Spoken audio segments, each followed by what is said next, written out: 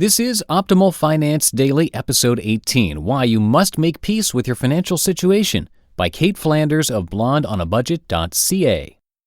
Get ready to maximize your potential with Optimal Finance Daily, the podcast that brings you the best content in personal finance 5 days a week. Your optimal life awaits. Now here's your host, Dan Warren. Hi everybody, welcome to Optimal Finance Daily, where I read to you from some of the best personal finance blogs on the planet. And today, I've got a post from Cait Flanders of blondeonabudget.ca. It's all about accepting the financial situation that you find yourself in and really not beating yourself up about how you got there or what you could have done differently. It's great advice, and I think you will enjoy it. We'll get to that in just a moment. If you have any topic requests for me, come visit oldpodcast.com and share them with us. And if you didn't know, this podcast is actually a spin-off of another podcast called Optimal Living Daily, which focuses a little bit on personal finance here and there, but also on personal development, minimalism, and more. And today's author, Cait, is actually reading her own content on that show this week in celebration of Optimal Living Daily's 100th episode. So if you want to hear Cait's voice instead of mine and hear her read her own content to you, go subscribe to Optimal Living Daily and check out this week's shows. But after you hear this episode, of course. So for now, let's start optimizing your life.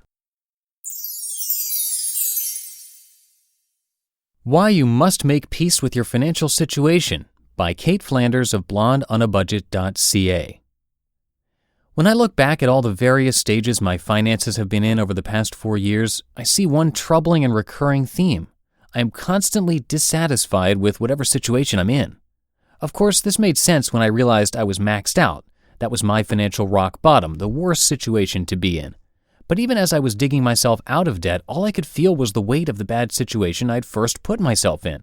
I couldn't see or really celebrate the milestones.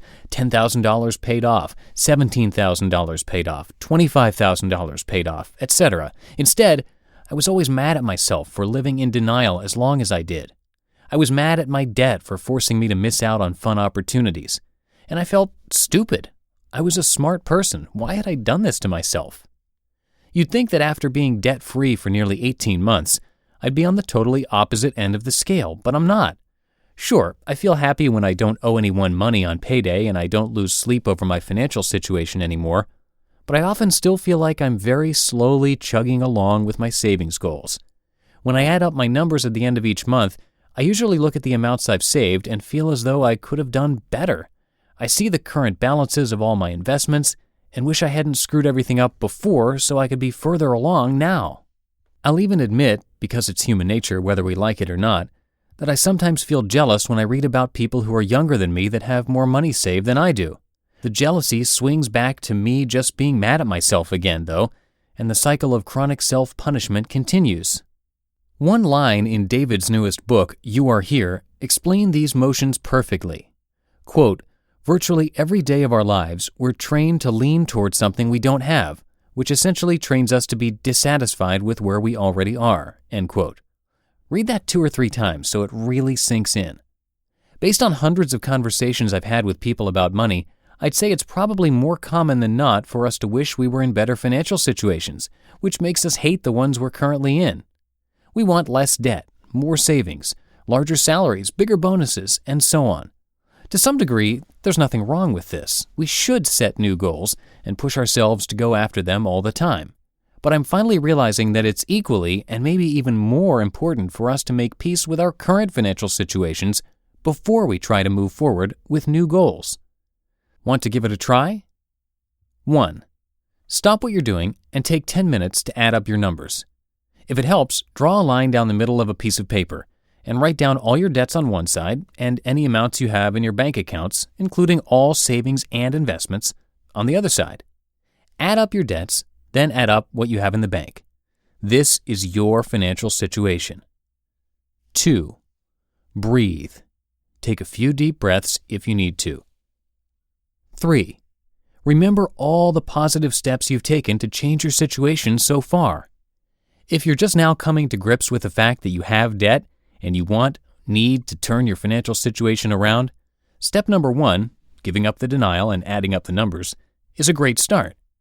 If you're partway through your journey, reflect on some of your efforts to date. And if you're debt-free and now in savings mode, do the same. I have a bad habit of forgetting all the little steps I took to pay down my debt and build up my savings. I canceled my cable, decreased my restaurant budget, brought lunches to work, and started a year-long shopping ban. Take stock of every no-spend week you had, every coffee you made at home, and every bill you slashed. You're doing great so far. 4. Accept your current financial situation. You know your numbers, and you know which steps you've taken to improve them, and that's all you can do in this exact moment. This step isn't about coming up with a debt repayment plan or savings plan or anything like that. It's just about accepting where you are. I'm still learning that success isn't just what you see when you cross the finish line. It's every morning you wake up in a slightly better position than you were in the day before. I may not have the same amount in savings than what's in my personal finance fantasies, but I'm debt-free. I'm saving money every month. I'm learning more about investing each week, and I'm watching my net worth grow. This is my current financial situation, and it's okay. I've pulled so many quotes and thoughts out of David's book, but overall, it's a guide about how to live in the present, which is something I don't think we practice in finance often enough. We're constantly working towards goals and thinking about all the steps it'll take for us to accomplish them. However, once in a while, you must stop and make peace with your current financial situation because that's the one you're in. It is what it is, and that's not meant to sound like tough love. It's just a fact that can't be changed overnight. So whenever you feel stressed or anxious about your financial goals, take those breaths and just accept where you are.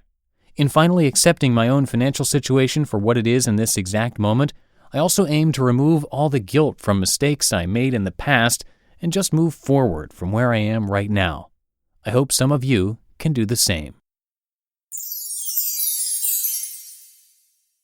You just listened to the post titled Why You Must Make Peace with Your Financial Situation by Cait Flanders of blondeonabudget.ca. If you have any comments about the post, maybe an idea for a future post, come visit oldpodcast.com and share your thoughts. Now, one thing that Cait mentioned in today's post is adding up your numbers, and it's something that most of our experts advise you to do. Now, in my household, my wife is the spreadsheet queen, and we have one spreadsheet for our budget, as well as spreadsheets for decisions that we have to make, like whether to keep our old clunker or buy another car, and also a spreadsheet before every trip to figure out how much it's going to cost and maybe where we could shave a few dollars off. I mentioned that I'm in Georgia and South Carolina this week visiting family and taking a couple of days to head to the beach. And yes, we had this whole trip budgeted before we left home. And when we come back, we always go through and figure out how much we actually spent and how close we were to our targets. So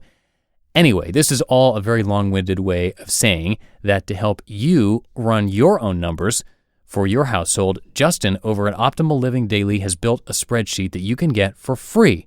It's one of the many free gifts you get for joining our free weekly newsletter over at oldpodcast.com. You can also join by texting the word financial to 44222. It's a great way to show your support for this podcast and to let us know that you want to hear more. So again, just text financial to 44222 or visit oldpodcast.com. And that's it for episode 18. Tomorrow, I'll have another post from the Minimalists. I'll see you then, where your optimal life awaits. Hello, Life Optimizer. This is Justin Malik, creator and producer of this podcast, but also Optimal Living Daily, the show where I read to you from even more blogs covering finance, productivity, minimalism, personal development, and more from amazing bloggers like Derek Sivers, Zen Habits, The Minimalists, and all the ones you hear on this show too. So if you enjoyed today's episode and like taking amazing blogs on the go, come on over to Optimal Living Daily and subscribe to that one too.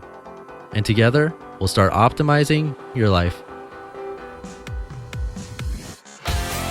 You've been listening to Optimal Finance Daily. Be sure to hit the subscribe button to stay up to date on each new episode and head to oldpodcast.com. That's oldpodcast.com for a free gift as well as more actionable tips and resources to help you maximize your potential. Thanks for joining us, and remember, your optimal life awaits.